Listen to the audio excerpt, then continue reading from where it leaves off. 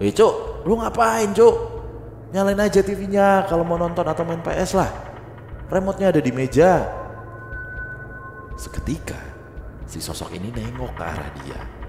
Dan dia cuma senyum. Tapi senyumnya ini aneh bang. Karena senyumnya sampai kelihatan gigi gitu.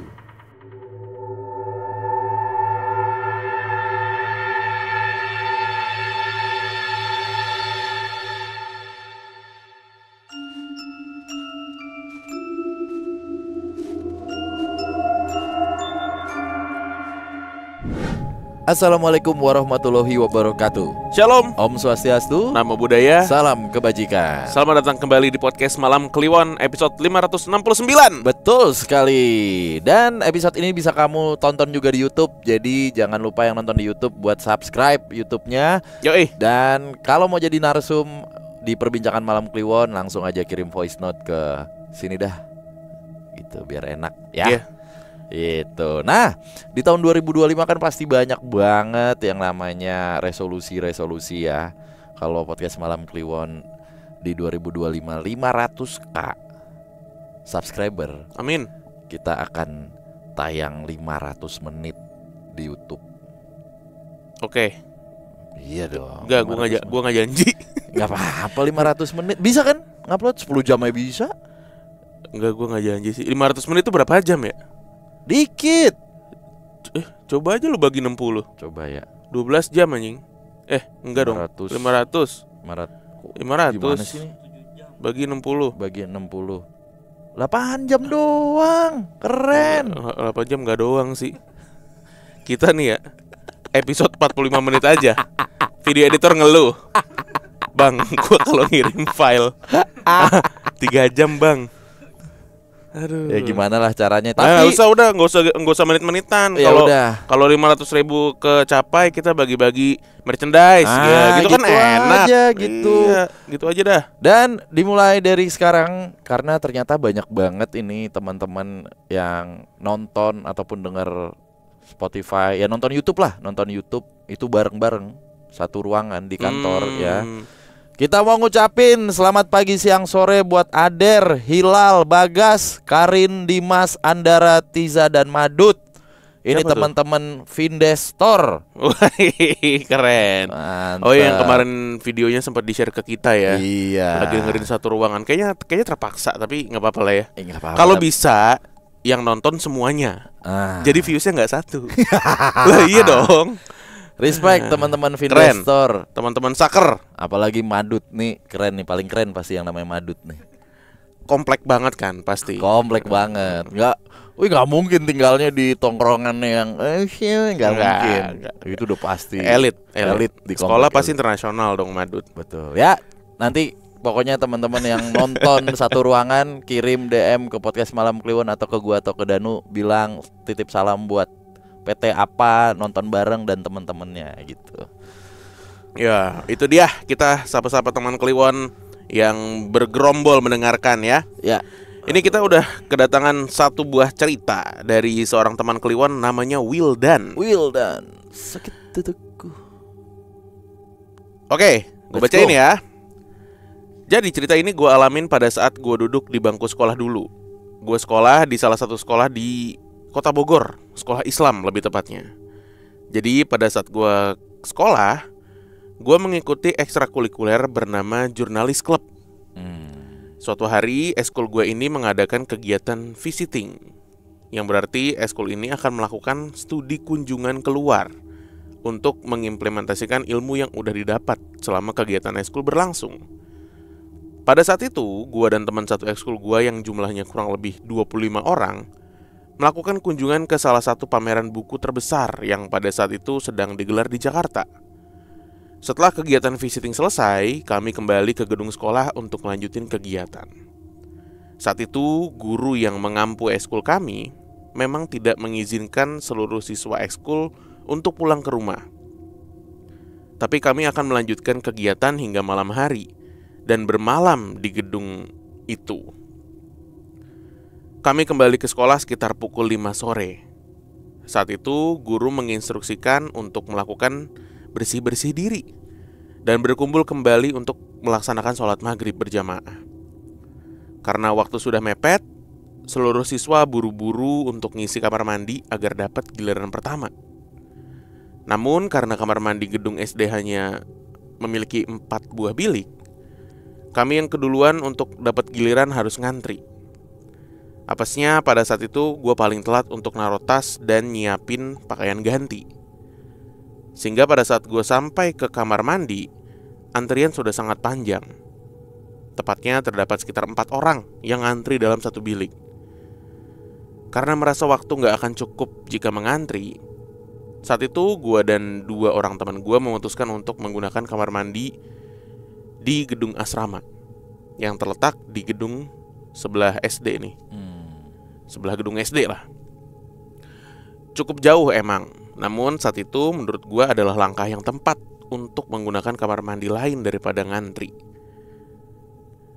Namun yang saat itu tidak gue sadari, sekolah sedang mengalami libur cukup panjang, sehingga gedung asrama tuh kosong dan tidak sedang dihuni oleh seorang siswa pun.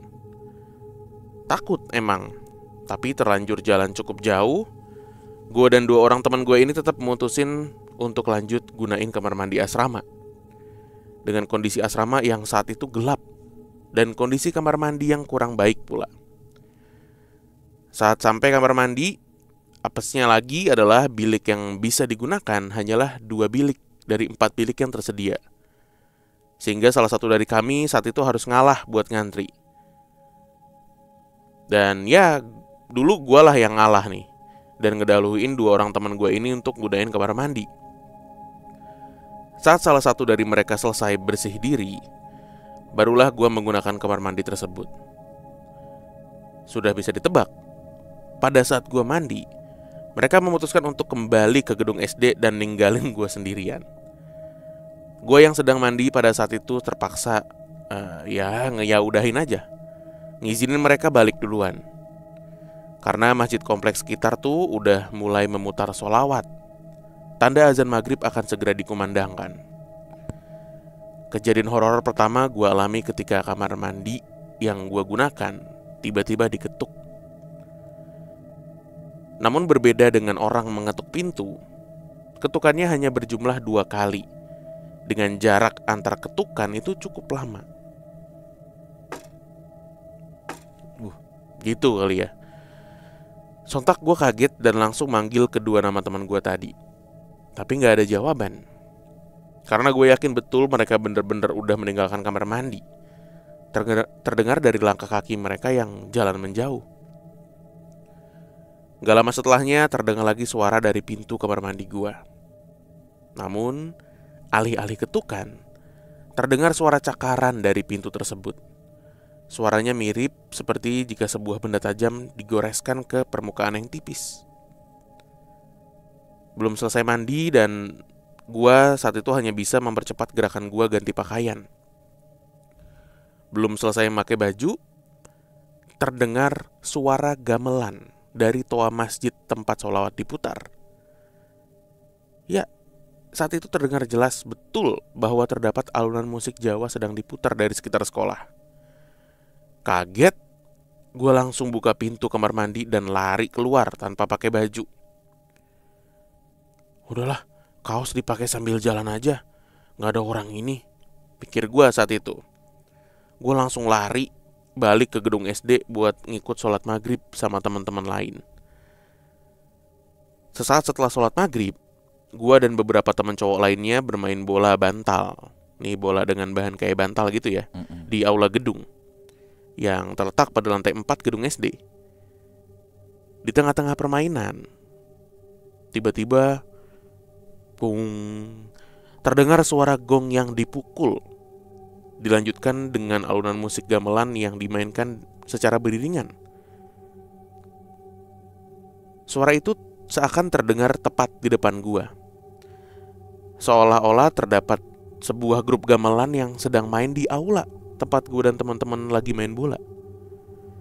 Gua kaget, saat itu gua langsung manggil teman-teman gua yang ada di sekitar posisi gua berada dan nanyain, mereka dengar gak suara itu? Anehnya, gak satu pun dari teman gue tuh dengar apa yang gue dengar. Terlebih saat itu azan Isya baru aja berkumandang, sehingga kami menghentikan permainan bolanya. Pada saat itu gue nanya kepada semua orang yang ada di situ terkait suara yang lagi mereka dengar, dan jawaban mereka semua sama, suara azan itu.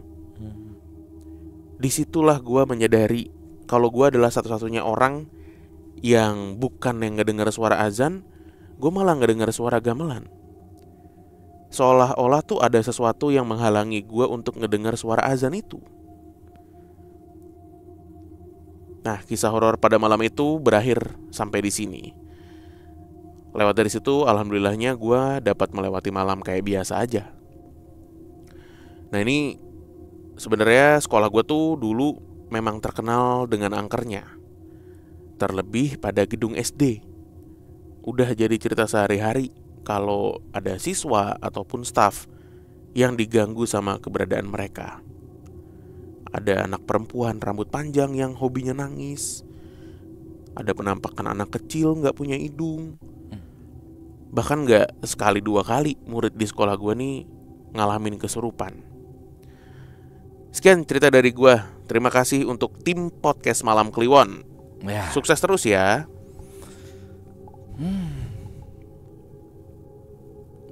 Unik juga nih. Dia gak bisa denger azan.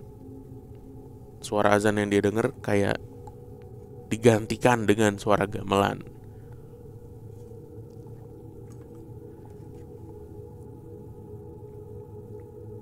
Sekolah Islam di Kota Bogor.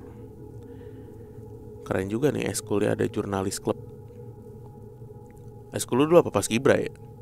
Iya. Tapi jurnalis klub tuh ada loh dari gue SMP tuh udah ada.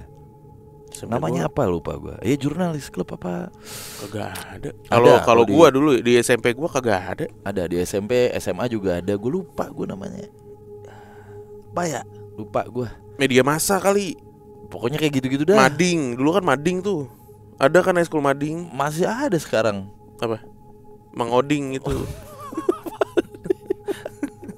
Iya dulu eskul Mading kan, yang gaul banget. Kalau itu ada, bukan ekskul, kalau itu udah pelajaran kalau di gua. Jadi gua dulu bikin apa? Kan kelas tuh gimana ya? Dulu tuh kalau kelas 1, 2, 3. Ada 3 kelas berarti. Lo gitu gak? Misalnya SMP ada 3 kelas nih, masing-masing kelas. Penamaannya gimana? 1A, 1B, 1C. Kalau gua tuh apa ya? 91. Oh, dulu apa? Bukan, dulu pakai 7 kan gua. Oh, lu udah 7 ya? Iya, udah 7. 71, 72. Iya, berarti belakangnya sama ya, angka ya. Juga, bener. Nah, dulu tuh gua kelas 21, di kelas 2. Terus bikin mading namanya Subaru. Apa tuh? Surat kabar 21. Anjas. Kelas. Subaru. Iya kan. Kalau dulu gue SMA, nama kelas gue Banaspati. Barisan anak sosial 3.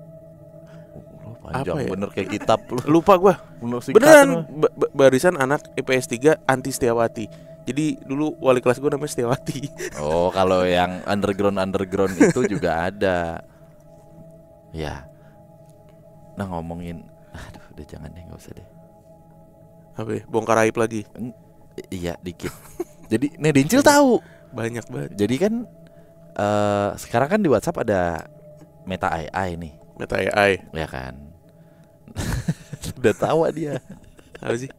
Nah, si anak gua Miraya kan udah ada handphone, sebenarnya itu handphone rumah. Cuman udah diajarin kalau misalnya ada apa-apa WhatsApp papa mama. Udah bisa lah dia nge-WhatsApp tuh, walaupun tang blonteng lah gitu. Sekalian dia belajar.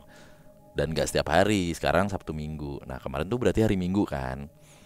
Nah, dia tuh ngeliat pas hari Sabtu tuh om-om tantenya tuh pada main bikinkan ilustrasi gitu loh.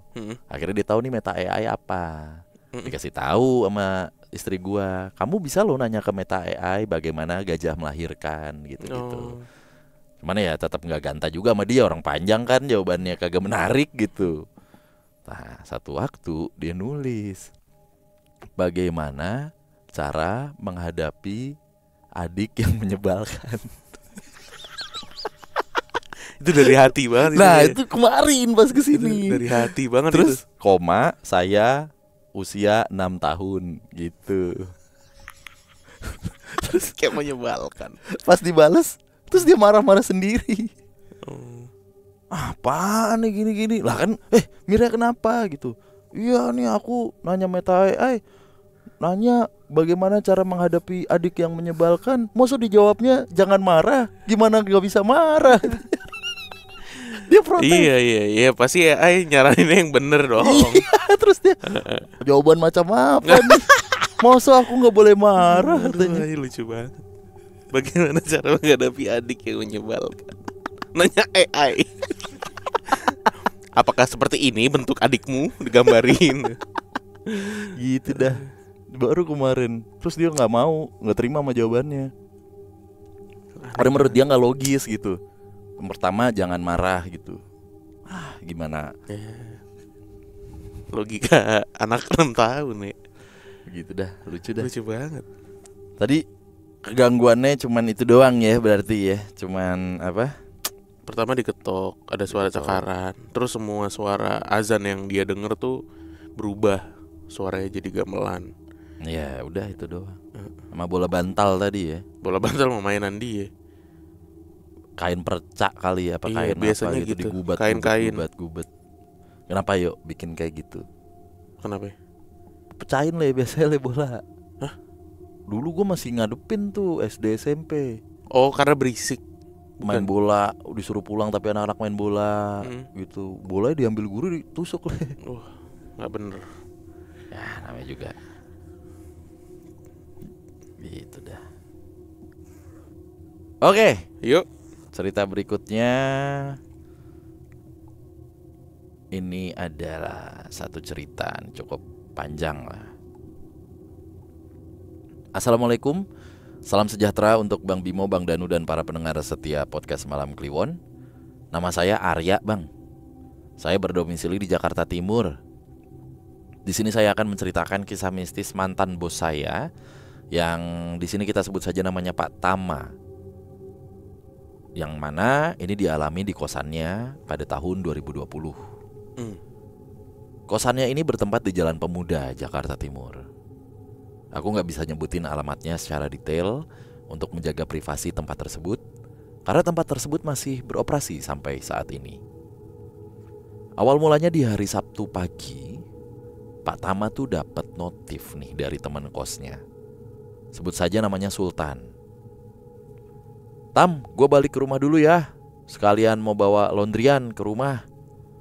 Mungkin sampai besok baru balik lagi nih ke kosan, kata si Sultan. Nah, setelah baca notif itu, Pak Tama ya biasa aja dong, karena emang si Sultan ini udah biasa seperti itu. Jadi Pak Tama cuman jawab, ya. Begitu aja tuh jawabnya ke si Sultan. Singkat cerita, di hari itu sekitar menunjukkan pukul jam 3 sore, Pak Tama sedang berberes kamarnya, ngerapihin barang-barang dan segala macam, sampai akhirnya jam 5 sore Pak Tama mendadak ngantuk dan memutuskan untuk memejamkan mata sejenak karena pikirnya bentar lagi masuk waktu maghrib. Nah, di sini kejadiannya. Pada saat Pak Tama tertidur, sekitar pukul 6 sore lewat dikit lah, Pak Tama tuh dengar suara pintunya kebuka. Karena memang Pak Tama ini kalau belum tengah malam, pintu kamarnya belum dikunci. Pak Tama melihat dengan matanya yang agak sedikit terbuka, ada sesosok temannya si Sultan ini nih lagi duduk menghadap TV. Posisinya ngebelakangin Pak Tama, dan dia gak gerak sama sekali. Pada akhirnya ditegurlah sama Pak Tama. Cuk, lu dari mana? Lu gak jadi balik ke rumah? Kata si Pak Tama. Si sosok ini tuh gak respon apa-apa, Bang. Dia cuma diem aja dan tetap menghadap ke TV dengan posisi duduk yang agak tegak. Pak Tama ngiranya dia lagi main PS, tapi dia heran kenapa TV-nya gak nyala. Nah, ditegur lagi nih sama Pak Tama. Cuk, lu ngapain, Cuk? Nyalain aja TV-nya kalau mau nonton atau main PS lah. Remote-nya ada di meja. Seketika si sosok ini nengok ke arah dia. Dan dia cuma senyum. Tapi senyumnya ini aneh bang, karena senyumnya sampai kelihatan gigi gitu. Sambil ngeliatin Pak Tama dan gak berbicara sedikit pun. Setelah senyum itu dia kembali nengok ke arah TV lagi. Karena posisinya Pak Tama ini masih ngantuk, jadi dia ngerespon hal itu dengan biasa aja tanpa ada rasa aneh atau apapun. Dan akhirnya Pak Tama pun kembali terlelap. Singkat cerita, Pak Tama terbangun sekitar pukul 10 malam. Wah, dia kaget dong. Anjir, udah jam 10 malam aja. Lama banget nih gue tidur, ucapnya dalam hati. Pada akhirnya dia inget tuh, kalau tadi teman kosnya si Sultan datang ke kamar. Akhirnya dia nelpon Sultan karena kebetulan Pak Tama ini lapar dan berniat mau ngajak makan atau pesen makan bareng lah intinya. Karena pikirnya kan si Sultan ini ada di kamarnya, yang kebetulan kamar mereka ini bersebelahan. Cuk, gue lapar nih, pesan online aja kali ya, kata si Pak Tama. Nah, si Sultan jawab nih, ya pesan aja lah cuk, kalau lapar mah, kan gue lagi di rumah. Mendengar hal itu, Pak Tama pun kaget. Tapi beliau diam dan memilih untuk tidak menceritakan ke Sultan sampai nanti dia pulang ke kos. Pada saat itu Pak Tama gak jadi mesen makan atau keluar beli makan, dan memilih untuk lanjut tidur saja sampai besok pagi. Dan untungnya malam itu gak terjadi hal-hal aneh atau gangguan-gangguan aneh lainnya. Keesokan harinya sekitar pukul 10 pagi Sultan pun pulang ke kos. Dia ngetuk kamarnya Pak Tama. Karena memang Sultan ini kalau di kosan seringnya nongkrong di kamarnya Pak Tama dan bisa sampai seharian. Akhirnya mereka ngobrol tuh. Sampai pada akhirnya Pak Tama nyeritain nih kejadian yang dia alami ke si Sultan ini. Sultan pun kaget setelah mendengar cerita itu. Dan pada akhirnya jangka waktu 1 bulan Sultan gak pernah main-main lagi ke kamarnya Pak Tama dengan alasan takut. Sekian bang cerita yang dialami sama mantan bos saya. Jujur pas denger langsung dari orangnya saja saya merinding nih bang, karena ngebayangin senyum si sosok ini. Karena memang si Sultan orangnya jarang banget bisa senyum sampai kelihatan gigi seperti itu. Ya orang metik ada gigi kan. Gak pernah kelihatan gigi. Mohon maaf bila cerita saya agak berbelit-belit atau kurang serem. Karena jujur untuk pertama kalinya nih saya ngirim cerita dari sekian lama saya ngikutin PMK. Dari tahun 2019 sampai saat ini PMK selalu jadi podcast andalan saya untuk didengarkan setiap pergi atau pulang kerja. Bahkan ketika saya touring pun yang saya dengarkan adalah PMK. Itu baru nasionalis. Arya. Siapa? Arya Kamandanu. Arya dari Jakarta Timur. Semoga sehat selalu Bang Bimo, Bang Amin. Danu beserta kru PMK lainnya, lancar terus rezekinya, berkah dunia akhirat. Amin. Assalamualaikum. Waalaikumsalam. Assalamualaikum, saya Arya dari Jakarta Timur. Harusnya gitu tadi bacanya. Aduh. Harusnya gitu tadi bacanya. Gimana? Assalamualaikum, saya Arya dari Jakarta Timur.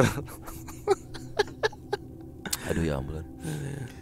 Ya, momok ya, sosok teman yang sosok jin atau apalah itu yang menyerupai teman. Dan di fase-fase pertahanan kita lagi nggak bagus gitu, nggak ada Maguire, nggak ada Leny Yoro tuh emang kayak begitu pertahanan kita tuh. Misalnya seperti lagi tidur setengah bangun kayak gitu. Iya, atau baru bangun belum ngumpul 100% kesadaran. Tadi si Tama ini kan kondisinya gitu kan. Nah itu baru bangun ngelihat ada Matis Delik nih. Siapa namanya? Sultan. Iya. Itu beda cerita tuh kalau temennya Pak Tama tadi namanya Santi. Kenapa? Kan kalau di Kemang kan banyak ya kosan yang berbentuk kayak hub gitu, jadi bisa saling kamar gitu. Udah kayak kontrakan dan biasa aja gitu. Nah, di kondisi kayak gitu mungkin pas ngelihat munggungin gitu. Iya. Ya namanya laut, angin pasti kencang kan ya.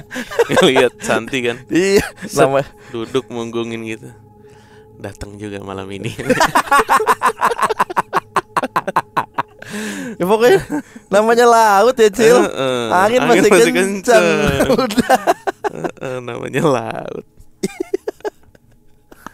Datang juga malam ini. Iya, tuh Malik tuh. Ini dia. Kalau dia orang beneran kan, kalau bukan kan serem banget. Enggak sih, tetap aja takut tau. Itu posisi nggak bisa ngapa-ngapain bro. Mending lo langsung tidur kayak Patama tadi. Jadi lo masih nyadar dia teman, terus ya udah gue tinggal tidur. Cuman ketika lo sadar ini bukan orang, nah itu tuh yang tuh teriak tuh dari pelan ke kenceng tuh. Gue kayak kaget yang kayak gitu. Bisa ada tuh kalau lu cari di TikTok atau di Instagram kaget core lu cari. Iya. Gitu. Yang cewek lo tau nggak? Iya, yang suaminya gondrong. Bukan. Oh ada Ada tuh. yang ini kakaknya lagi masak. Oh tengah iya. malam. Gitu. Nanti deh gue cari. Kaget core. Ada, jadi cewek lagi di kamar mandi, suaminya kayak yang nari pakai singlet, siapa namanya? Mulyadi. Ya kayak Mulyadi. Dia kaget teriak. Waduh, gue simpen ya. Gitulah pokoknya lah. Lucu banget. Nah itu kejadian sama gue le. Apa belum kaget? lama. Kaget gitu. Udah lama banget gue nggak kejadian. Itu tuh kapan ya gue balik subuh tuh? Jam 4. Oh ada lah. Jadi gue lagi ke tempat temen SMA gue main kan. Terus wah anjir udah jam 3:30 coy. Balik dulu gue gitu. Balik sampai rumah jam 4. Masuk garasi, buka pintu ada Rista. Wah.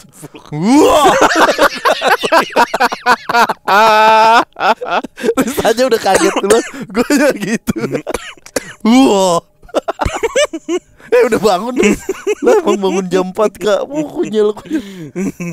Kan dia cuma pakai baju putih kusam gitu. Gitu kan kagetnya. Ada sedikit eskalasi. Bukan yang gitu. Jadi ada fase mencernanya dulu kan. Iya, gue juga pernah tuh gitu tuh. Tuh gak enak tuh, kaget gitu tuh. Aduh. Iya. Oke lah. Terima kasih ya tadi itu Mas Arya nih, teman Kliwon dari 2019 Jakarta Timur. Oke, nih buat teman Kliwon yang dengerin. Jadi kalau mau ngirim cerita, silakan langsung klik link di bio-nya PMK di Instagram tuh bisa ke Google Form. Tapi kalau mau jadi narsum di perbincangan malam Kliwon, bisa langsung voice note aja ceritanya, kirim ke email kontak.pmk@gmail.com ya. Oke, terima kasih. Kita ketemu lagi di episode berikutnya. Dadah.